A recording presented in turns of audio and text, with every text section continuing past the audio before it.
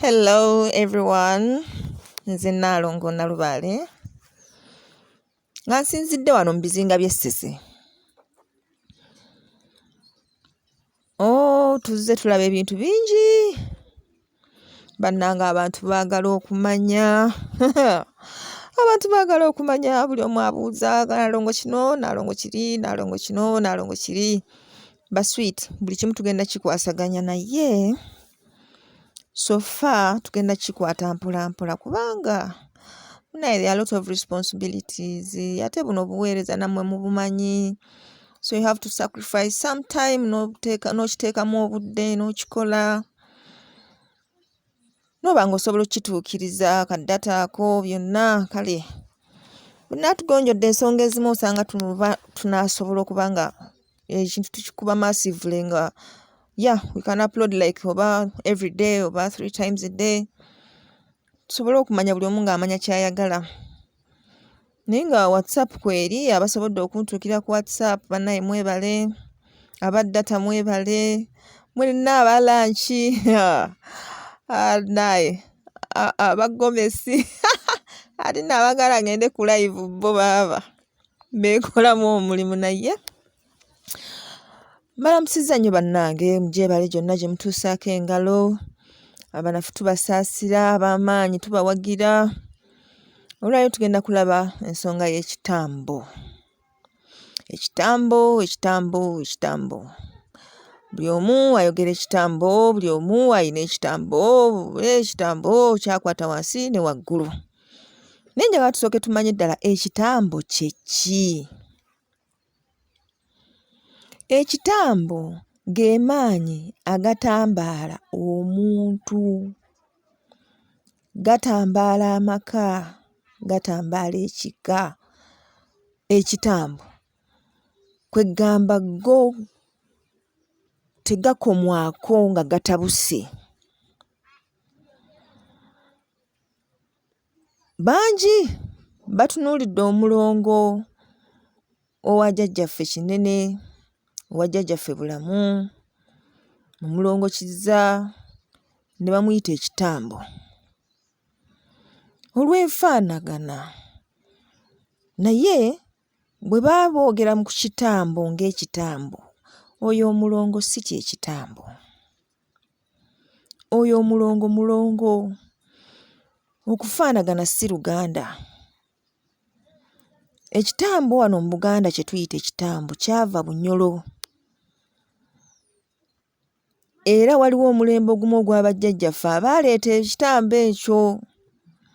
Baagulanga kigula e Bunyolo. Abamu baakigulanga nga baagala bugagga, abasinga baakigulanga nga baagala zzadde.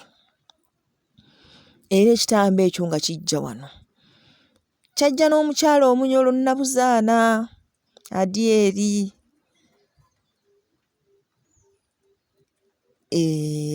Ekyo nno ky'ekitambo.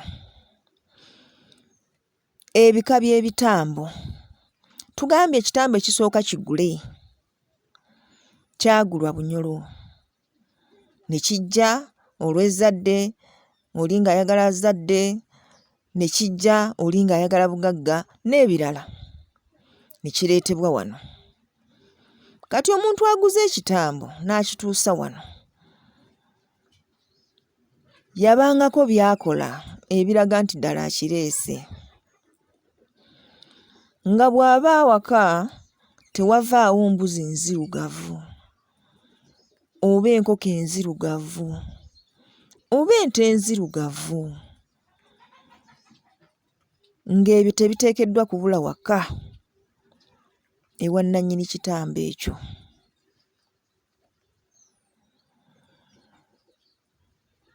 Kale omuntu ng'oyo akireese, akitambuzza bulungi, kimuwadde ezzadde, kimuwadde obugagga, bw'afa kisigala mu kika. Kati essaawa eno kye tuyita ekitambo ky'ekika. Si kyangu gwe keera nkyanoga nti ngenze Bunyolo kugula kitambo, kubanga ekyatuuka e Buganda kyatuuka n'e Bunyolo. N'Abanyolo bennyini ebyabwe tebakyamanyi gye biri. Nze maama nzaala Munyolo, mbamanyi. Ate nakulirayo mbamanyi. Kwegamba ndi awo kika kya Mamindi, ndi wakati w'Ebunyolo ne Ssese, ndi awo wakati awo, ndowooza mulaba ekiri wakati awo, gaba mazzi ate nga nnyanja. Kati nze bwe mba nga ngwa wakati kitegeeza ndi kika kya kyennyanja, ndowooza era ndi Mamindi. Omutendera ogwokubiri ogw'ekitambo ky'ekitambo ekiroge. Bino tubirabye nnyo naddala mu masomero. Abaana bajja mu masomero ne basala enviiri za bannaabwe, ne babasala ebitambo, ne babawunga mu bitambo. Kyova olaba omuzadde tewaali kutte mwana we kumutwala mu kisulo nga tomuganze. Bino tusiba tubibagamba, yitayokko ewa Nnaalongo, omwana muleete, omwana tumugange. Kubanga abaana bakolaŋŋana ebintu mu masomero eyo, mubalabanga abato, gwe gw'otutte aba muto. Naye oli ava mu famire y'ab'ekitambo aba amanyi kyakola. Era ajja ng'azze kukikola. Ayinza okuba agezesa, alabye bye bamugamba oba bituufu. Ayinza okuba ng'ekitambo kimutemba kubanga n'abagambye kirina obusobozi oba overthrowinga embeera yonna. Kyebaga nti ekintu kyamutembye butembi n'akola bw'ati. Embeera eyo bw'etyo. Kati naye kimutemba n'atandika okusalasala abaana bannaabwe ebintuntu. Genda okulaba ng'omwana atandise okulwala ebintu ebitategeerekeka. Kale, ebyo byebika ebibiri eby'ebitambo, ekigule n'ekiroge. Kati waliwo ekika kye baagala okugamba nti kyakusatu. Naye ng'ekika kino kiva mu bino bibiri waggulu.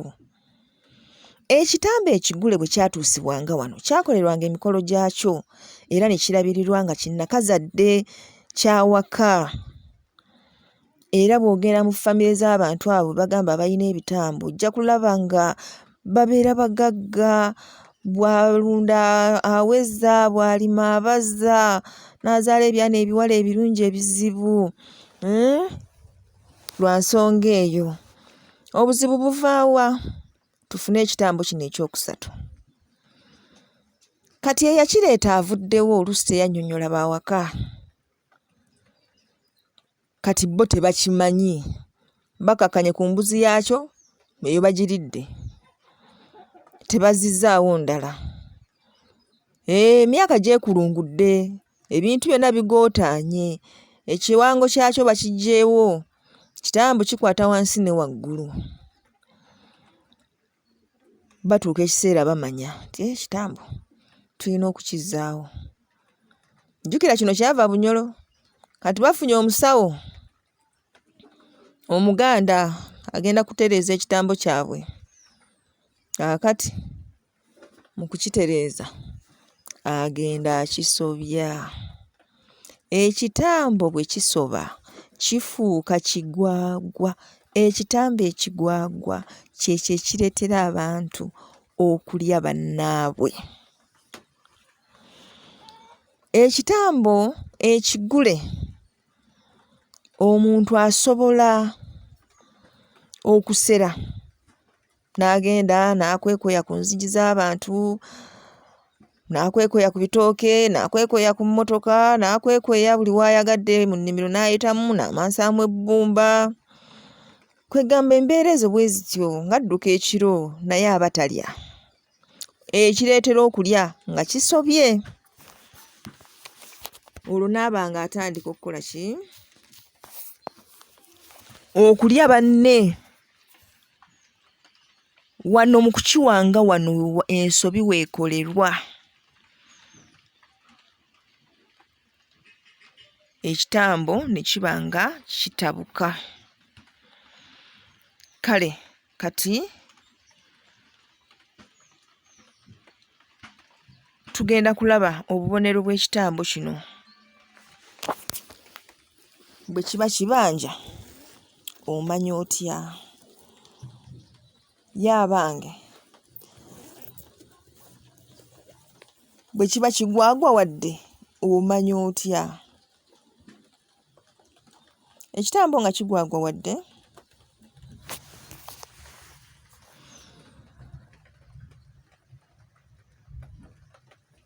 osobola okulaba omuntu nga ameketa amannyo, ng'awagala amannyo, ng'aluma enjala.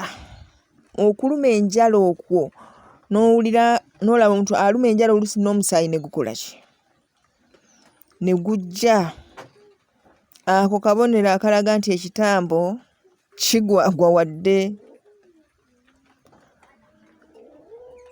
Okusituka ekiro omuntu n'atambula oluusi nga yeetisse ebikunta bye kiwalazzima. Ako kaba kabonero akalaga ekitambo nti weekiri kibanja.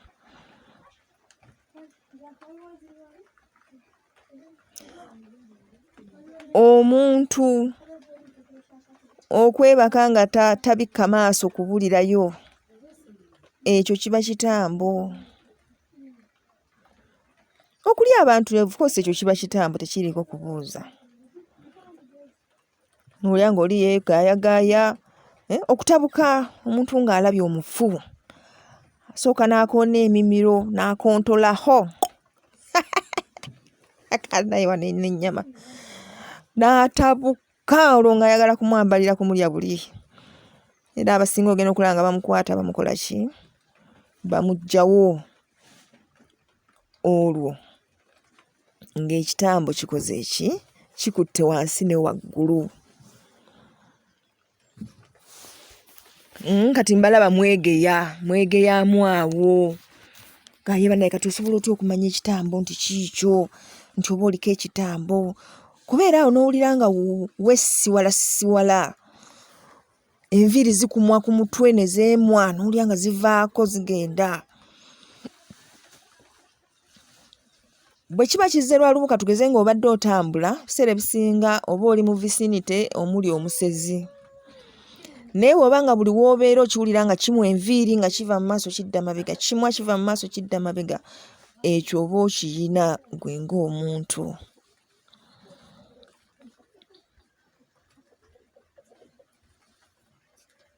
Oba okiyina kiyinza okuba kya kika. Kale kino ekiroge bw'oba okiyina tekirwawo kweraga kubanga kijja n'ebirwadde. Kakati nze njagala mwe musubscribinge era mulayikinge, musharinge, twongere okusoma tulabe ekitambo kino ddala tetusobola kukivuunuka kubanga kikola ebintu bingi. Kisiraanya, kireeta olutwe. Kale kino ekigule kino ekyekika kino tekitera kuleeta nnyo ndwadde kuggyako nga kikuze. Naye bwe kiba nga tekikuze nnyo tekireeta nnyo ki? Ndwadde. Ekitambo kye kireetera famire okuba nga teyinza kubeera bumu. Lwaki bagamba nti ekitambo kitambaala nga tewali na mpewo ekigambako. Ekyo tugenda okulaba omulundi oguddako. Mwebale nnyo baddiya.